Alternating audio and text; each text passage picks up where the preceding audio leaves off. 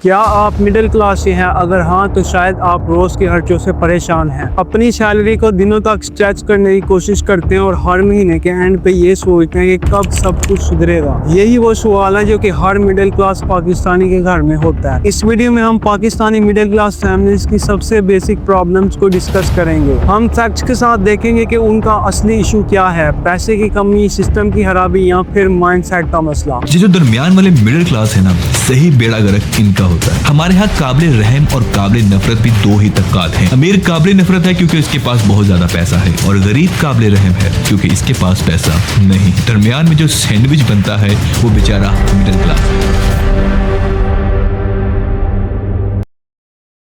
सबसे पहले समझते हैं मिडिल क्लास का मतलब। दुनिया भर में मिडिल क्लास की अलग अलग डेफिनेशन है। वर्ल्ड बैंक के मुताबिक जो लोग रोजाना $10 से $50 के दरमियान कमाते हैं वो लोग मिडिल क्लास की कैटेगरी में आते हैं। लेकिन पाकिस्तान में 2023 के रिसर्च के मुताबिक मिडिल क्लास फैमिलीज वो हैं जिनकी माहाना इनकम 50,000 से 2 लाख के दरमियान में है। मगर यहाँ सिर्फ इनकम नहीं बल्कि लिविंग स्टैंडर्ड्स भी मिडिल क्लास को डिफाइन करती हैं, जैसा कि एजुकेशन, हेल्थ केयर एक्सेस और urban lifestyle. Middle class Pakistan की 35 to 40% पॉपुलेशन है, यानी कि 8 करोड़ से ज्यादा लोग। लेकिन फिर भी मिडिल क्लास को दो तरफ से दबाव का सामना करना पड़ता है। ऊपर से महंगाई का सामना करना पड़ता है क्योंकि महंगाई बहुत ज्यादा बढ़ रही है, और नीचे से सैलरीज का, क्योंकि सैलरीज बिल्कुल भी नहीं बढ़ी। 5 साल पहले जितनी तनख्वाह मिल रही थी आज भी उतनी ही मिल रही है, यहाँ पे उससे थोड़ी सी ज्यादा मिल रही होगी। लेकिन 2018 में एक एवरेज मिडिल क्लास फैमिली का ग्रॉसरी बजट 20,000 था और 2024 में वो 40,000 से ज्यादा हो गया। इसके अलावा इलेक्ट्रिसिटी बिल, स्कूल फीस और हेल्थ एक्सपेंसेस डबल हो चुके हैं। मिडिल क्लास की सबसे बड़ी मुश्किल है महंगाई, जो कि उनकी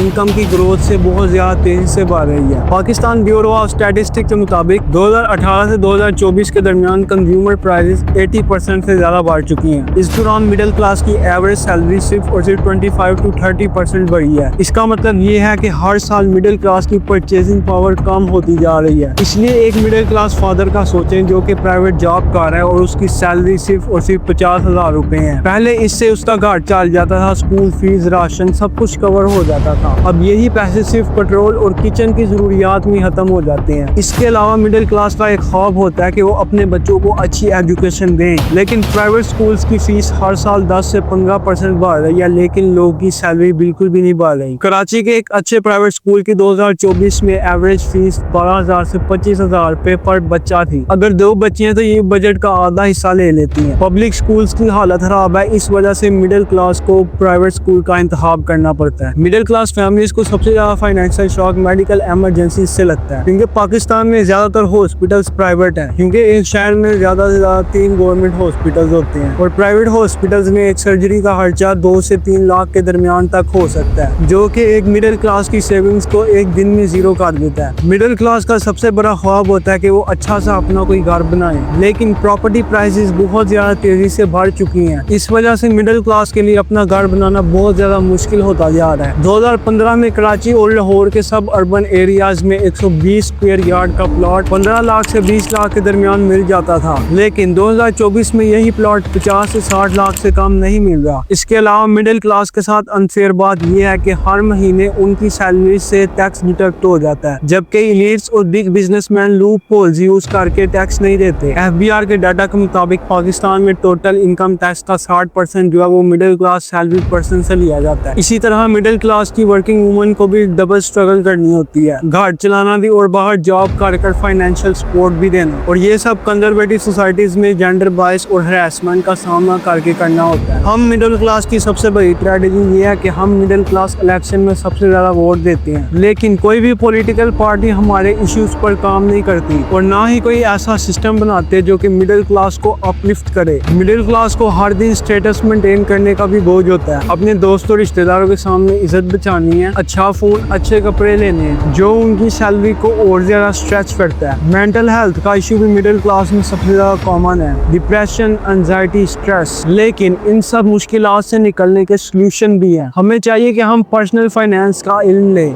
बजटिंग और सेविंग की हैबिट्स बनाएं और अननेसेसरी एक्सपेंसेस को कट कर कर दें। हमें चाहिए कि हम कोई साइड बिजनेस का रास्ता ढूंढें, फ्रीलांसिंग करें, ऑनलाइन वर्क करें या फिर कोई छोटा सा कारोबार शुरू करें, अपनी स्किल्स इंप्रूव करें। हम सबको अवेयरनेस होनी चाहिए, मिडिल क्लास को मिलकर आवाज उठानी होगी, मीडिया और सोशल मीडिया में अपने इश्यूज हाईलाइट करने होंगे, क्योंकि मिडिल क्लास ही किसी भी मुल्क की इकोनॉमी का इंजन होती है। अगर पाकिस्तान की मिडिल क्लास को स्टेबिलिटी मिल जाए तो मुल्क की इकोनॉमी, पॉलिटिक्स और सब कुछ स्टेबल हो जाएगा और ये सारी चीजें मजबूत हो जाएंगी। अगर हम कलेक्टिवली आवाज उठाएं, वोट की ताकत को समझें और एजुकेशन पर फोकस रखें तो मिडिल क्लास का फ्यूचर सिक्योर हो सकता है, क्योंकि हर घर की कहानी अलग है लेकिन तकलीफ एक जैसी है। मिडिल क्लास के मसाइल हल करना सिर्फ उनका फ्यूचर सिक्योर करना नहीं है बल्कि पूरे मुल्क का फ्यूचर सिक्योर करना है, क्योंकि अगर मिडिल क्लास की हालत बेहतर हो गई तो पाकिस्तान की हालत बेहतर हो जाएगी। अगर आप मिडिल क्लास की स्ट्रगल से गुजर रहे हैं और आपको कोई इशू है तो कमेंट में अपना वो इशू लिखें ताकि हम उस इशू को हाईलाइट करें, उस पर वीडियो बनाएं और मिलकर आवाज़ उठाएं।